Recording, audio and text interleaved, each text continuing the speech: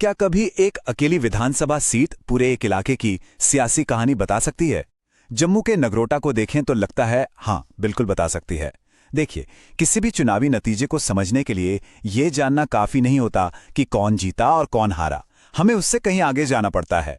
हमें समझना होता है वहां की जमीन की नब्ज, लोगों की उम्मीदें और उस पूरे सिस्टम को जो मिलकर एक नतीजा तैयार करता है। तो चलिए, नगरोटा की इस कहानी को परत दर परत खोलते हैं। आंकड़ों में उतरने से पहले जमीन को समझना बेहद जरूरी है। ये जो आप देख रहे हैं, ये सिर्फ एक नक्शा नहीं है। ये घर है उन लोगों का जो तवी नदी के किनारे बसे हैं, उन समुदायों का जो पहाड़ों के दामन में रहते हैं। ये उन लोगों का घर है जिनकी उम्मीदें हर चुनाव में अपनी आवाज बुलंद करती हैं। यहीं की मिट्टी, यहीं का पानी, यहीं के रोजगार के सवाल, यही तो वो धुरी है जिसके चारों तरफ यहाँ की सियासत घूमती है। तो हमारी कहानी भी यहीं से शुरू होती है। तो आज हम 5 हिस्सों में इस कहानी को समझेंगे। शुरुआत करेंगे जमीनी हकीकत से, फिर देखेंगे 2024 के जनादेश के आंकड़े, उसके बाद दशकों के चुनावी पैटर्न को समझेंगे, फिर उस पॉलिटिकल मशीनरी को डिकोड करेंगे जिसने ये नतीजा दिया, और आखिर में इस पूरी समझ से गवर्नेंस के लिए एक एक्शन प्लान पर बात करेंगे। तो चलिए सबसे पहले बात करते हैं नगरोटा की जमीनी हकीकत की। आखिर वोट के पीछे लोग कौन हैं, उनकी उम्मीदें क्या हैं, उनकी चिंताएं क्या हैं। किसी भी चुनावी विश्लेषण की बुनियाद यही होती है कि हम उस समाज के ताने बाने को समझें। तो देखिए, नगरोटा की सामाजिक बनावट काफी दिलचस्प है। यहाँ प्रभावशाली हिंदू डोगरा समुदाय तो हैं ही, लेकिन जो बात यहाँ के सियासी समीकरण को असल में मजेदार बनाती है वो है अनुसूचित जाति की एक बहुत बड़ी आबादी। अकेले नगरोटा गांव में ही ये करीब 40% हैं। ये वो तबका है जो हमेशा से सामाजिक न्याय और वेलफेयर की उम्मीद रखता है।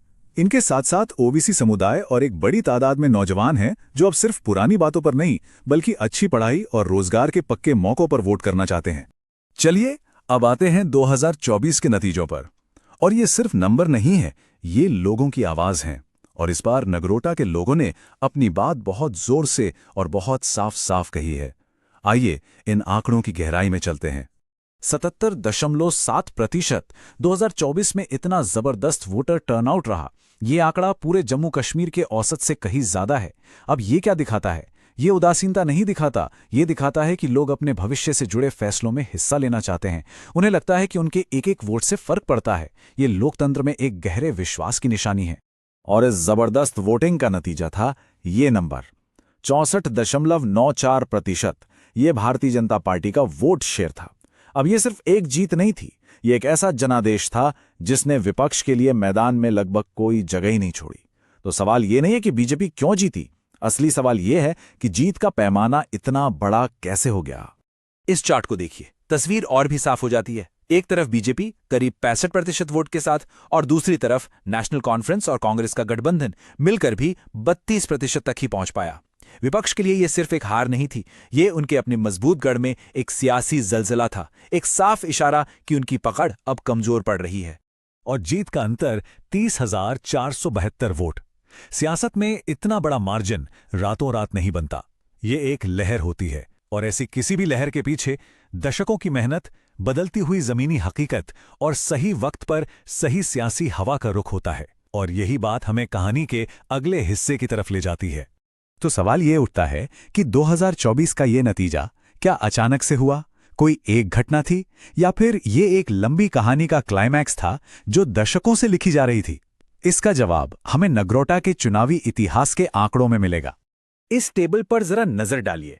1996 में बीजेपी का वोट शेयर सिर्फ 10% था और फिर धीरे धीरे ये बढ़ता गया। और देखिए, जब हम इन नंबर्स को देखते हैं तो एक बात साफ रखनी जरूरी है, ये सिर्फ नंबर नहीं है। हर वोट के पीछे एक इंसान है, उसकी अपनी एक आवाज है, उसकी अपनी एक गरिमा है। हमारे संवैधानिक मूल्यों भी तो यही कहते हैं, हर व्यक्ति की गरिमा सबसे ऊपर है और एक जिम्मेदार बहस होनी चाहिए। इसीलिए हम यहाँ किसी व्यक्ति विशेष की नहीं बल्कि सिस्टम और ट्रेंड्स की बात कर रहे हैं। और ये है वो बड़ा मोड़ जहां कहानी पूरी तरह बदल गई। 2014 से 2024 के बीच बीजेपी का वोट शेयर 32% से बढ़कर लगभग 65% हो गया, सीधे डबल। ये कोई मामूली चुनावी बढ़त नहीं थी, ये एक पॉलिटिकल रीअलाइनमेंट था। मतलब राजनीति की पूरी बिसात ही बदल गई थी। और इसके पीछे राष्ट्रीय राजनीति के असर और स्थानीय मुद्दों में बदलाव दोनों का ही हाथ था। ठीक है, तो हमने अब तक देखा कि क्या हुआ, अब सवाल है कि ये कैसे हुआ। देखिए, किसी भी चुनावी नतीजे के पीछे एक पूरी पॉलिटिकल मशीनरी काम करती है। उस मशीनरी की ताकत और उसकी कमजोरियों को समझे बिना हम इस जनादेश को पूरी तरह कभी नहीं समझ सकते। तो इस मशीनरी को समझने के लिए आइए एक आसान सा फ्रेमवर्क इस्तेमाल करते हैं। किसी भी पॉलिटिकल सिस्टम के 4 चेहरे होते हैं। उसका चुनावी चेहरा यानी कैंडिडेट की अपील, उसका संगठनिक चेहरा यानी जमीनी संगठन, उसका नैरेटिव यानी उसका संदेश, और चौथा उसके संसाधन। यह हमें समझने में मदद करेगा कि मशीनरी काम कैसे करती है। नगरोटा के मामले में देखें तो चुनावी चेहरा मजबूत तो था, लेकिन वो एक लोकप्रिय उम्मीदवार पर बहुत ज्यादा निर्भर था। पर जो संगठनिक ताकत थी वो बहुत ज्यादा थी। एक अनुशासित कैडर, बूथ लेवल तक का मैनेजमेंट और मजबूत लॉजिस्टिक्स, संसाधन भी भरपूर थे, और नैरेटिव यानी संदेश भी ताकतवर था, जिसका एक मजबूत राष्ट्रीय आधार था। हाँ, उसे स्थानीय एससी और ओबीसी समुदाय के मुद्दों से जोड़ने की चुनौती हमेशा रहती है।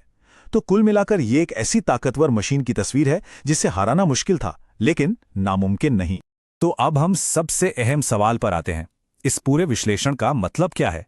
इन सब आंकड़ों और बातों का फायदा क्या? कोई भी नेता इस समझ का इस्तेमाल लोगों की जिंदगी बेहतर बनाने के लिए कैसे कर सकता है?